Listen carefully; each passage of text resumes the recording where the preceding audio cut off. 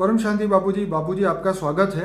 और आज हम ये जानना चाहते हैं शक्ति, महाशक्ति और परम महाशक्ति का डिफरेंट जानना चाहते हैं। पर मैं अपने श्रोताओं की ओर से एक और भी क्वेश्चन आपको कहना चाहता हूँ। बाबूजी, आज तक हमने बहुत सारी देवियों का नाम सुना है। ज़्यादातर लोग माँ जगदम्बा को मानते हैं, माँ वैष्णो को मानते हैं, और ये अलग अलग शक्तियों की हमेशा से उपासना होती रही है। नवरात्रि के दौरान भी नव शक्तियों की उपासना होती है। और आज हमारे भारत देश के अंदर हर जगह, हर खेतों में कहीं ना कहीं शक्तियों की उपासना होती रही है।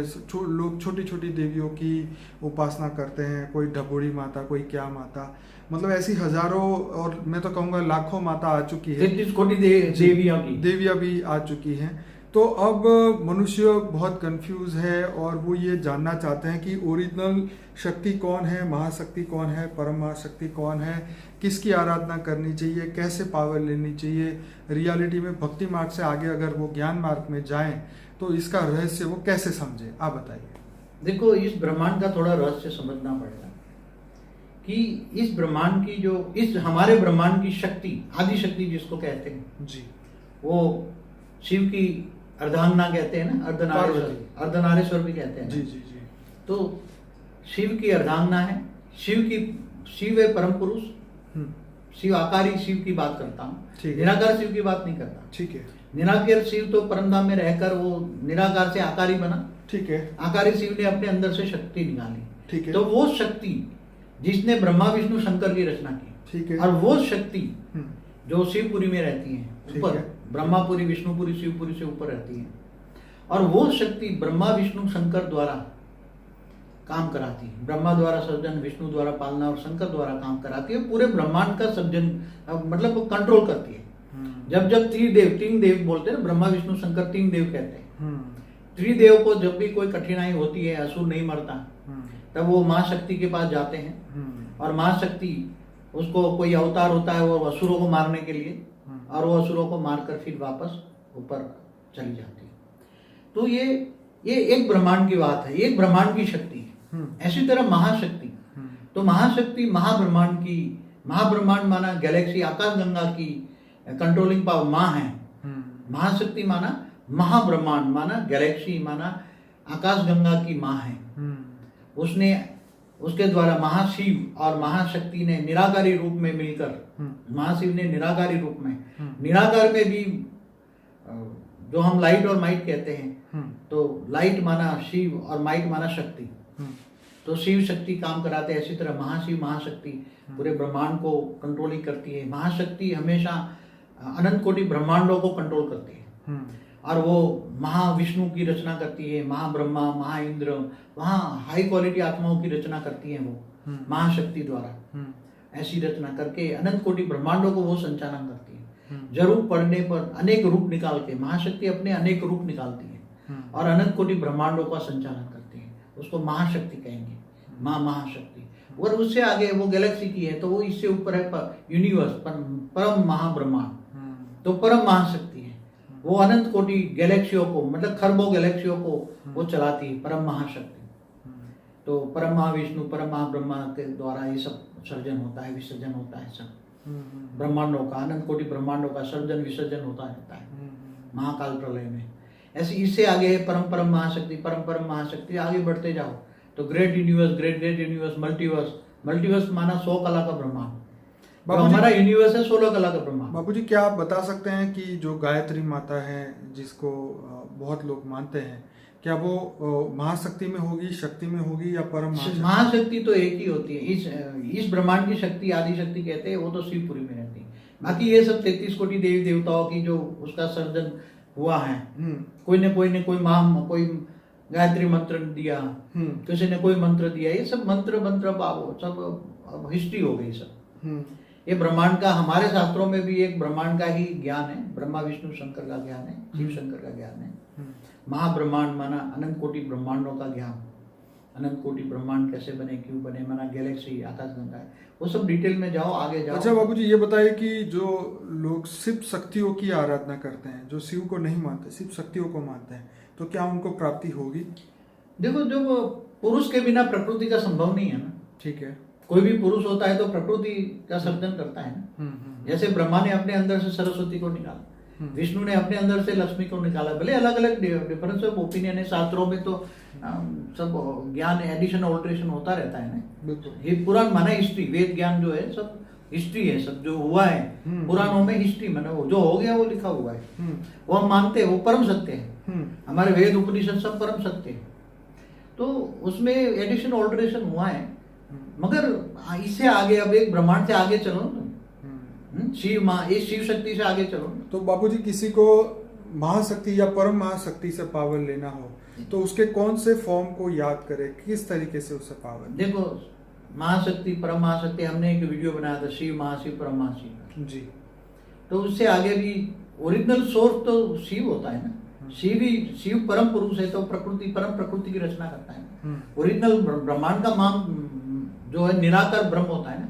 निराकार कोई पूर्ण ब्रह्म कहते हैं, चाहे निराकार शिव हो, चाहे महाशिव निराकार हो, चाहे परम महाशिव निराकार हो। ऐसी तरह से आगे बढ़ते जाओ तो बेहद की कला का ब्रह्मांड की उपासना करो, उसमें बेहद की कला की परम महाशक्ति है। क्या?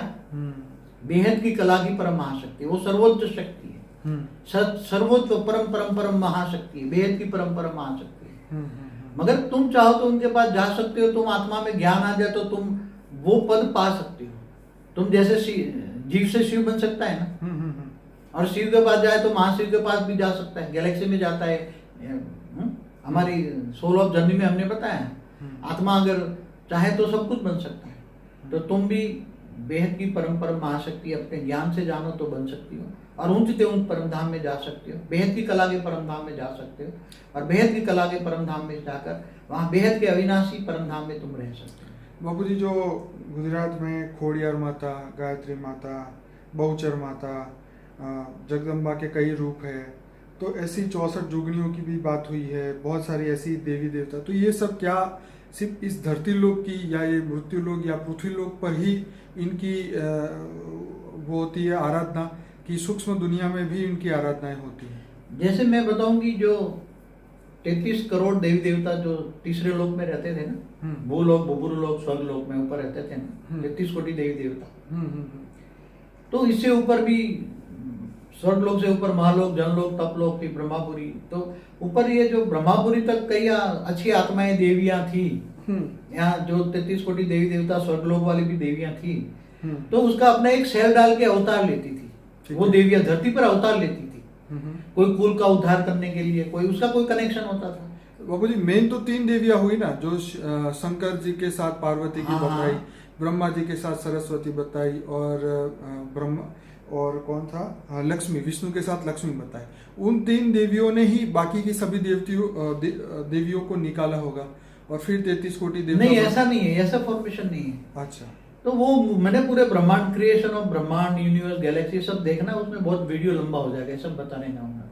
ठीक है। मगर जो ऊपर में सूक्ष्म जगत में, चाहे देवी हो देवता हो, जो ऊपर में जो रहते हैं सूक्ष्म जगत में, ठीक है, वो जब जगत कल्याण दे या कोई कुल का उद्धार करने के लिए कुल देवी बनकर आती है। हाँ बिल्कुल, इसके बारे में बताओ। कुल देवी तो जैसे वैष्णो देवी कुछ बहनें बनकर आई धरती पर, हाँ। तो सूक्ष्म में ऊपर 5-7 देवियां थी सखी बन के धरती पर, उसने 5-7 देवियों ने अवतार लिया। अवतार माने उसका एक सेल होता है, खुद नहीं आता। ठीक है, खुद तो ऊपर रहती है, ऊपर से ये अवतार होते हैं। अवतार माने उसका एक पावर होता है, एक सेल होता है, पावर होता है। और धरती पर असुरों को मारने के लिए ऐसी देवी देवताओं का अवतार होता है। बिल्कुल।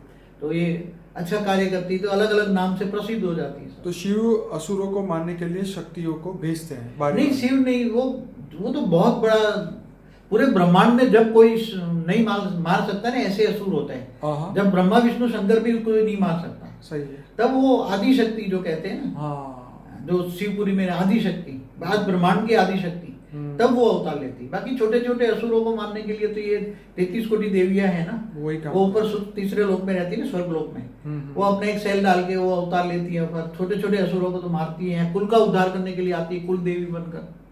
तो ये सब ये छोटी छोटी देवियां है, कोई गांव की देवी है, कोई मोहल्ले की देवी है, कोई कुल देवी है, ऐसा बनके इनके अवतार धरती पर अवतार होते रहते हैं। पहले होते थे, अब सब ये नहीं है, सब बदल चुका।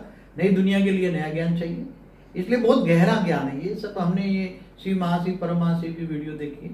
जो 7 सीक्रेट ऑफ शिवा है वीडियो, उसमें आपने ये बात बताई है। पर शक्ति, महाशक्ति और परम महाशक्ति में आपने पहली बार ही इस वीडियो में बताया है। हाँ। इसके बारे में और कुछ कहना चाहेंगे? बस मैं चाहता था कि जो हाई क्वालिटी आत्मा है तो हमारी वीडियो देखेगी तो विचार सागर मंथन करेगी, ज्ञान सागर में डूबेगी, गोते के लगाएगी। अब युग परिवर्तन हो रहा है, पूरा मतलब पूरा मल्टीवर्स बदलने के लिए ऑलमाइटी ऑथोरिटी। तो अब आत्मस्वरूप बन के पहले स्वयं को पहचानो, तुम आत्मा हो।